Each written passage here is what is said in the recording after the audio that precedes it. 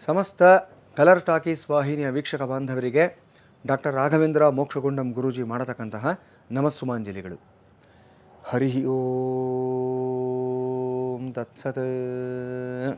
ಪ್ರಿಯ ವೀಕ್ಷಕ ಬಾಂಧವರೇ, ನಿಮಗೆಲ್ಲರಿಗೂ ಸಹ ಮೊಟ್ಟಮೊದಲನೆಯದಾಗಿ 2026ನೇ ಸಾಲಿನ ನೂತನ ವರ್ಷದ ಹಾಗೂ ಸಂಕ್ರಾಂತಿ ಹಬ್ಬದ ಹಾರ್ದಿಕ ಶುಭಾಶಯಗಳು. ಈ ನೂತನ ವರ್ಷ, ಈ ಸಂಕ್ರಾಂತಿ ಹಬ್ಬ ನಿಮ್ಮೆಲ್ಲರ ಜೀವನದಲ್ಲಿ ಹೊಸ ಬೆಳಕನ್ನು, ಹೊಸ ಭರವಸೆಯನ್ನು ಮತ್ತು ಒಂದು ಆಶಾಕಿರಣವನ್ನು, ಯಶಸ್ಸನ್ನು ಎಲ್ಲವನ್ನು ತಂದುಕೊಡಲಿ ಅಂತ ನಮ್ಮ ವಾಹಿನಿಯ ಪರವಾಗಿ ನಿಮ್ಮೆಲ್ಲರಿಗೂ ಸಹ ನಾವು ಹಾರೈಸ್ತಾ ಇದ್ದೀವಿ. ಈ ಕಾರ್ಯಕ್ರಮದಲ್ಲಿ ಈ ಸಂಕ್ರಾಂತಿ ರಾಶಿ ಭವಿಷ್ಯ ಅನ್ನೋ ಒಂದು ವಿಶೇಷವಾದ ಕಾರ್ಯಕ್ರಮ ಇದು. ಇದರಲ್ಲಿ 12 ರಾಶಿಗಳಿಗೆ ಏನೆಲ್ಲ ಫಲಾಫಲಗಳು ಈ ವರ್ಷ ಇರುತ್ತೆ, ಈ ಸಂಕ್ರಾಂತಿಯಿಂದ ಮುಂದಿನ ಸಂಕ್ರಾಂತಿಯವರೆಗೆ 12 ರಾಶಿಗಳ ಒಂದು ಫಲಾಫಲಗಳ ಬಗ್ಗೆ ಈಗ ನಾವು ಚಿಂತನೆಯನ್ನು ಮಾಡೋಣ. ಮೊದಲನೆಯದಾಗಿ ಮೇಷರಾಶಿ. ಮೇಷರಾಶಿಯವರಿಗೆ ದ್ವಾದಶ ಭಾವದಲ್ಲಿ ಶನೈಶ್ಚರ, 3ನೇ ಮನೆಯಲ್ಲಿ ಜೂನ್ವರೆಗೂ ಸಹ ಇರತಕ್ಕಂಥ ಗುರು, ಜೂನ್ ನಂತರ 4ನೇ ಮನೆಯಲ್ಲಿ ಗುರುವಿನ ಸಂಚಾರ, 11ರಲ್ಲಿ ರಾಹು ಮತ್ತು 5ನೇ ಮನೆಯಲ್ಲಿ ಕೇತು. ಒಟ್ಟಾರೆಯಾಗಿ ನೋಡಿದಾಗ ಮಿಶ್ರ ಫಲಿತಾಂಶಗಳು ಬರತಕ್ಕಂಥ ಒಂದು ವರ್ಷ ಇದಾಗಿರುತ್ತೆ. ಮೇಷರಾಶಿನವರಿಗೆ ಸಾಡೆ ಸಾತಿ ಅನ್ನೋದು ನಡೀತಾ ಇದೆ. ಈಗ ತಾನೇ ಪ್ರಾರಂಭ ಆಗಿದೆ ಅಂತ ಹೇಳಬೇಕಾಗತ್ತೆ. ಅಂದರೆ ಹೆಚ್ಚು ಕಡಿಮೆ 1 ವರ್ಷದ ಹಿಂದೆ, ಕಳೆದ ವರ್ಷ ಮಾರ್ಚ್ 29 ಶನೈಶ್ಚರ ಮೀನರಾಶಿಗೆ ಪ್ರವೇಶ ಮಾಡಿದಾಗ ಈ ಒಂದು ಸಾಡೆ ಸಾತಿ ಅನ್ನೋದು ಪ್ರಾರಂಭ ಆಗಿದೆ. ಇದರ ಪ್ರಭಾವ ಹೆಚ್ಚು ಕಡಿಮೆ ಇನ್ನೂ ಒಂದು 6 ವರ್ಷಗಳ ಕಾಲ ಇದ್ದೇ ಇರುತ್ತೆ ನಿಮಗೆ.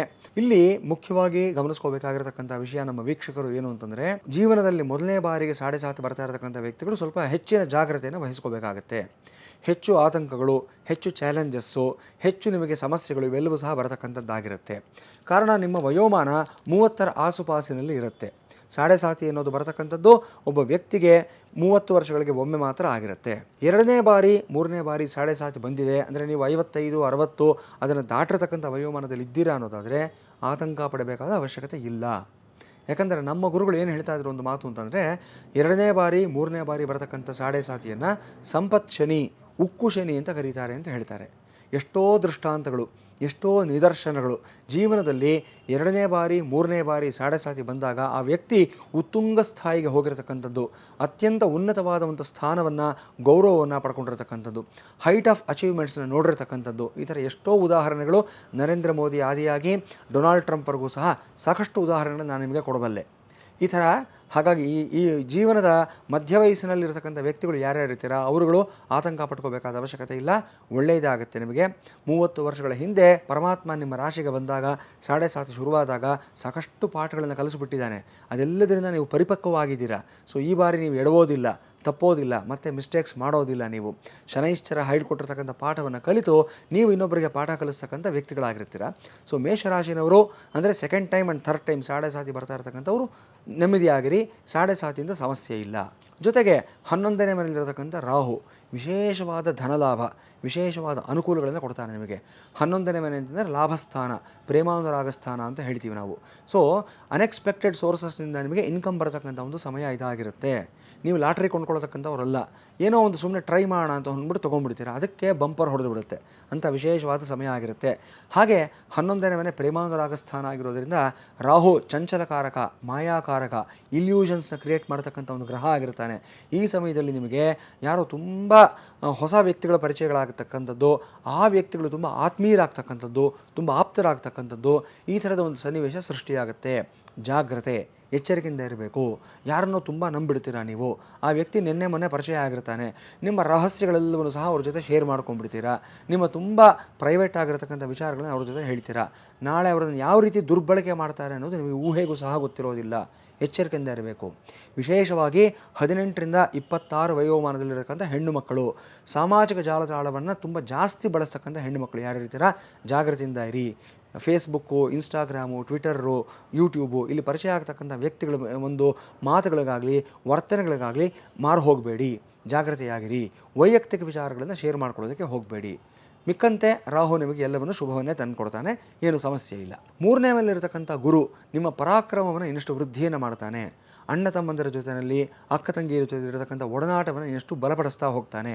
ನೀವು ಮನೆಯಲ್ಲಿ ಕೊನೆ ಮಗನೇ ಆಗಿರ್ತೀರ, ಕೊನೆ ಮಗಳೇ ಆಗಿರ್ತೀರ, ಆದರೆ ಜವಾಬ್ದಾರಿನಲ್ಲಿ ದೊಡ್ಡಣ್ಣ ದೊಡ್ಡಕ್ಕ ಆಗೋಗ್ತೀರಾ. ಈ ಸಮಯದಲ್ಲಿ ಎಲ್ಲಿಂದ ಬರುತ್ತೆ ಈ ಪ್ರಬುದ್ಧತೆ ಅಂತಂದರೆ, 3ನೇ ಮನೆಯಲ್ಲಿ ಅಂದರೆ ಭ್ರಾತೃಸ್ಥಾನ, ಭಗಿನಿ ಸ್ಥಾನ ಅಂತ ಹೇಳ್ತೀವಿ. ಆ ಸ್ಥಾನದಲ್ಲಿರ್ತಕ್ಕಂಥ ಗುರು ನಿಮಗೆ ಕೊಡ್ತಕ್ಕಂಥ ಪ್ರಬುದ್ಧತೆ ಇದಾಗಿರುತ್ತೆ. ತುಂಬ ಚೆನ್ನಾಗಿದೆ, ಏನೂ ತೊಂದರೆ ಇಲ್ಲ. 4ನೇ ಮನೆಗೆ ಗುರು ಬಂದಾಗ ಉಚ್ಚಸ್ಥಾನ ವಿದ್ಯಾಸ್ಥಾನಕ್ಕೆ ಗುರು ಬರ್ತಾನೆ.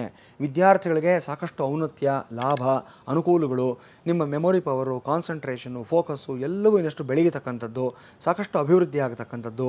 ಆ ಉಚ್ಚ ಗುರು 10ನೇ ಮನೆಯ ಮೇಲೆ ಅಂದರೆ ಉದ್ಯೋಗ ಸ್ಥಾನದ ಮೇಲೆ ನೇರವಾದ ದೃಷ್ಟಿಯನ್ನು ಹಾಕೋದ್ರಿಂದ ಉದ್ಯೋಗದಲ್ಲಿ ನಿಮಗೆ ಬಡ್ತಿ ಬರತಕ್ಕಂಥದ್ದು, ಇನ್ಕ್ರಿಮೆಂಟ್ಸ್ ಬರತಕ್ಕಂಥದ್ದು, ಹೆಚ್ಚಿನ ಜವಾಬ್ದಾರಿಗಳು ನಿಮಗೆ ಸಿಗತಕ್ಕಂಥದ್ದು ಎಲ್ಲವೂ ಗೋಚರವಾಗ್ತಾ ಇದೆ. ಏನು ಸಮಸ್ಯೆ ಏನಿಲ್ಲ. ಪಂಚಮದಲ್ಲಿರತಕ್ಕಂಥ ಕೇತು ಮಾತ್ರ ನಿಮಗೆ ಸ್ವಲ್ಪ ಆತಂಕಗಳನ್ನು ಕೊಡ್ತಾನೇ ಇರ್ತಾನೆ ಮೇಲಿಂದ ಮೇಲೆ. ಪಂಚಮ ಸ್ಥಾನ ಅಂತಂದರೆ ಸಂತಾನ ಸ್ಥಾನ, ಪೂರ್ವ ಪುಣ್ಯ ಸ್ಥಾನ ಅಂತ ಹೇಳಿದ್ದೀವಿ. ಮೊದಲನೇದಾಗಿ ಸಂತಾನಾಪೇಕ್ಷೆಗಳಾಗಿರ್ತಕ್ಕಂಥ ದಂಪತಿಗಳು ಯಾರಿರ್ತೀರಾ ಸ್ವಲ್ಪ ಮೇಲಿಂದ ಮೇಲೆ ನಿರಾಶೆಗಳಾಗ್ತಕ್ಕಂಥದ್ದು, ಸ್ವಲ್ಪ ಎಲ್ಲೋ ಒಂದು ನಿಮಗೆ ಒಂದು ಅಪಶಕುನಗಳು ನಿಮಗೆ ಮೇಲಿಂದ ಮೇಲೆ ಬರ್ತಾ ಇರತಕ್ಕಂಥದ್ದು, ಕೆಲವೊಂದು ಬಾರಿ ನೀವೆಷ್ಟೇ ಪ್ರಯತ್ನ ಪಟ್ಟರೂ ಸಹ ಭಗವಂತ ಇನ್ನು ಕಣ್ಣು ತೆಗಿತಾ ಇಲ್ವಲ್ಲ ಅನ್ನತಕ್ಕಂಥ ನಿರಾಶೆ ನಿಮ್ಮನ್ನು ಕಾಡತಕ್ಕಂಥದ್ದು, ಈ ಥರ ಸಾಧ್ಯತೆಗಳು ಸ್ವಲ್ಪ ಇದೆ. ಸಂತಾನ ಆಗಿದ್ದರೂ ಸಹ ಒಂದು ವೇಳೆ ಮಕ್ಕಳ ಜೊತೆಯಲ್ಲಿ ಒಂದು ರೀತಿಯಲ್ಲಿ ಎಮೋಷನಲ್ ಡಿಟ್ಯಾಚ್ಮೆಂಟ್ ಆಗ್ತಕ್ಕಂಥದ್ದು, ಒಂದು 8ರಿಂದ 14 ವಯೋಮಾನದಲ್ಲಿರ್ತಕ್ಕಂಥ ಮಕ್ಕಳು ಯಾರ್ಯಾರಿಗಿರ್ತಾರೆ ಅವರುಗಳು ಆ ತಂದೆ ತಾಯಿಗಳು ಸ್ವಲ್ಪ ಮೇಷರಾಶಿನವರು ಜಾಗೃತಿಯಿಂದ ಇರಬೇಕು. ಮಕ್ಕಳ ಜೊತೆಯಲ್ಲಿ ನಿಮಗೆ ಎಮೋಷನಲ್ ಡಿಟ್ಯಾಚ್ಮೆಂಟ್ ಅಂದರೆ ಭಾವನಾತ್ಮಕವಾದಂಥ ಬೆಸುಗೆ ನಿಮಗೆ ಕಡಿಮೆ ಆಗ್ತಾ ಹೋಗುತ್ತೆ ದಿನದಿನಕ್ಕೂ ಸಹ. ಮನೆಯಲ್ಲೇ ಇರ್ತಾರೆ ಮಕ್ಕಳು, ನಿಮ್ಮ ಜೊತೆ ಮಾತನಾಡೋದಿಲ್ಲ, ಇಲ್ಲಿವರೆಗೂ ಸಹ ಎಲ್ಲವನ್ನ ಶೇರ್ ಮಾಡ್ಕೊಳ್ತಾ ಇರ್ತಾರೆ. ನೀವು ಬಂದಿದ್ದ ತಕ್ಷಣ ನಿಮ್ಮ ಹತ್ರ ಓಡೋಡಿ ಬರ್ತಾ ಇರ್ತಾರೆ ಮಕ್ಕಳು. ಈಗ ತಮ್ಮದೇ ಪ್ರಪಂಚ, ತಮ್ಮದೇ ಗೂಡು, ತಮ್ಮದೇ ಆದಂಥ ಒಂದು ಕೇವ್ ಇದೆಲ್ಲ ಮಾಡ್ಕೊಂಡ್ಬಿಡ್ತಾರೆ. ಜಾಗೃತಿಯಿಂದ ಇರಬೇಕಾಗುತ್ತೆ. ಪರಿಹಾರಗಳನ್ನು ಮುಂದಿನ ಹಂತದಲ್ಲಿ ನಾನು ನಿಮಗೆ ಹೇಳ್ಕೊಡ್ತೀನಿ. ಸೊ ಇದಿಷ್ಟು ಪ್ರಮುಖವಾಗಿ ಮೇಷರಾಶಿಯವರು ಗಮನಿಸ್ಕೋಬೇಕಾಗಿರ್ತಕ್ಕಂಥ ವಿಚಾರಗಳಾಗಿರುತ್ತೆ. ಪ್ರಮುಖವಾಗಿ ನೀವು ಈ ಒಂದು ಶನಿಯ ದೋಷದಿಂದ ನಿವಾರಣೆಯನ್ನು ಪಡ್ಕೋಬೇಕು ಅಂತಂದರೆ ಹನುಮಾನ್ ಚಾಲೀಸ ಪಠನೆಯನ್ನು ಮಾಡತಕ್ಕಂಥದ್ದು ಪ್ರತಿದಿನವೂ ಸಹ. ಆಂಜನೇಯ ಸ್ವಾಮಿಗೆ ನಿಮ್ಮ ಕೈಯಾರೆ ನೀವು ಹೆಣೆದಿರತಕ್ಕಂಥ ವಿಳೆದೆಲೆಯ ಒಂದು ಹಾರವನ್ನು 54 ಎಲೆಗಳು ಅಥವಾ 108 ಎಲೆಗಳ ಒಂದು ಹಾರವನ್ನು ನಿಮ್ಮ ನಕ್ಷತ್ರಕ್ಕೆ ಕ್ಷೇಮತಾರಿ ಇರತಕ್ಕಂಥ ದಿವಸ. ನಿಮ್ಮ ನಕ್ಷತ್ರ ಅಂದರೆ ಯಾವುದು? ಮೇಷರಾಶಿಗೆ ಬರತಕ್ಕಂಥದ್ದು 3 ನಕ್ಷತ್ರಗಳು ಆಗಿರುತ್ತೆ. ಅಶ್ವಿನಿ, ಭರಣಿ ಮತ್ತು ಕೃತಿಕಾ ನಕ್ಷತ್ರದ ಮೊದಲನೇ ಪಾದ ಆಗಿರುತ್ತೆ. ಈ ನಕ್ಷತ್ರದವರು ನಿಮ್ಮ ನಕ್ಷತ್ರಕ್ಕೆ ಕ್ಷೇಮತಾರಿ ಇರತಕ್ಕಂಥ ಶನಿವಾರದ ದಿವಸ ಆಂಜನೇಯನಿಗೆ ಕೈಯಾರೆ ಹೆಣೆದಿರತಕ್ಕಂಥ ವಿಳೆದೆಲೆ ಹಾರವನ್ನು ಸಮರ್ಪಣೆಯನ್ನು ಮಾಡಿ, ಬೆಣ್ಣೆ ಅಲಂಕಾರವನ್ನು ಮಾಡಿಸಿ, ಹರಿವಾಯು ಸ್ತುತಿಯನ್ನು ಪಾರಾಯಣವನ್ನು ಮಾಡಿಕೊಳ್ಳಿ, ಶುಭವಾಗುತ್ತೆ. ಇನ್ನು ಕೇತುಗೆ ಸಂಬಂಧಪಟ್ಟ ಹಾಗೆ ಪರಿಹಾರಗಳೇನನ್ನು ಮಾಡ್ಕೋಬೇಕು ಅಂತಂದರೆ ವಿಶೇಷವಾಗಿ ನೀವು ಗಣಪತಿ ಆರಾಧನೆಯನ್ನು ಮಾಡತಕ್ಕಂಥದ್ದು. ಅದರಲ್ಲೂ ಸಹ ಪರಿವಾರ ಸಮೇತವಾಗಿರ್ತಕ್ಕಂಥ ಗಣಪತಿ ಅಂತ ಹೇಳ್ತೀವಿ ನಾವು. ಸಿದ್ಧಿ ಬುದ್ಧಿ ಸಮೇತವಾದಂಥ ಗಣಪತಿ ಅಂತ ಹೇಳ್ತೀವಿ. ನಾರ್ತ್ ಇಂಡಿಯಾದಲ್ಲಿ ಈ ಸ್ವರೂಪದಲ್ಲಿ ಗಣಪತಿಯನ್ನು ಆರಾಧನೆ ಮಾಡೋದು ತುಂಬ ವಿಶೇಷ, ತುಂಬ ಪ್ರಚಲಿತವಾಗಿರ್ತಕ್ಕಂಥದ್ದಾಗಿರುತ್ತೆ. ಇಲ್ಲೂ ಸಹ ಅಲ್ಲಲ್ಲಿ ನಾವು ಗಣಪತಿ ಬ್ರಹ್ಮಚಾರಿ ಆದರೂ ಸಹ ದಂಪತಿ ರೂಪದಲ್ಲಿರತಕ್ಕಂಥ ಗಣಪತಿ ಆರಾಧನೆಯನ್ನು ಮಾಡೋದನ್ನು ಹಲವಾರು ದೇವಸ್ಥಾನಗಳಲ್ಲಿ ನಾವು ಕಾಣ್ತೀವಿ. ನಾವು ವಲ್ಲಭಾಂಬಾ ಸಮೇತ ಶಕ್ತಿ ಮಹಾಗಣಪತಿ ಅಂತ ಒಂದು ಸ್ವರೂಪ ಇದೆ. ಈ ಸ್ವರೂಪದಲ್ಲಿ ಮಹಾಗಣಪತಿನ ಆರಾಧನೆಯನ್ನು ಮಾಡಿ ಶುಭವಾಗುತ್ತೆ ನಿಮಗೆ. ಮೇಷರಾಶಿಯವರಿಗೆ ಶುಭ ಸಂಖ್ಯೆಗಳು ಅಂತ ಹೇಳಬೇಕು ನಾವು ಅಂತಂದರೆ ಮೊದಲನೇದಾಗಿ ನಿಮಗೆ 3, 5, 9 ಈ ಸಂಖ್ಯೆಗಳು ನಿಮಗೆ ಅತ್ಯುತ್ತಮವಾದ ಫಲಿತಾಂಶಗಳನ್ನು ಕೊಡ್ತಕ್ಕಂಥದ್ದಾಗಿರುತ್ತೆ. ಇನ್ನು ಶುಭ ವರ್ಣಗಳು ಅಂತಂದರೆ ನಿಮಗೆ ಕೆಂಪು ಬಣ್ಣ, ನೇರಳೆ ಬಣ್ಣ, ಹಾಗೆ ನಿಮಗೆ ಒಂದು ಸೂರ್ಯೋದಯದ ಬಣ್ಣ, ಅರುಣೋದಯದ ಒಂದು ಕೇಸರಿ ಬಣ್ಣ ಅನ್ನತಕ್ಕಂಥದ್ದು ಏನಿದೆ ಇದು ನಿಮಗೆ ಶುಭ ಫಲಗಳನ್ನು ಕೊಡುತ್ತೆ. ನಿಮಗೆ ಎಲ್ಲ ಮೇಷರಾಶಿಯವರಿಗೆ ಮಂಗಳವಾಗಲಿ, ನಿಮ್ಮ ಇಷ್ಟಾರ್ಥಗಳೆಲ್ಲವೂ ಸಹ ಸಿದ್ಧಿಯಾಗಲಿ. 2026 ಶುಭ ಫಲಗಳನ್ನು ತಂದುಕೊಳ್ಳಿ.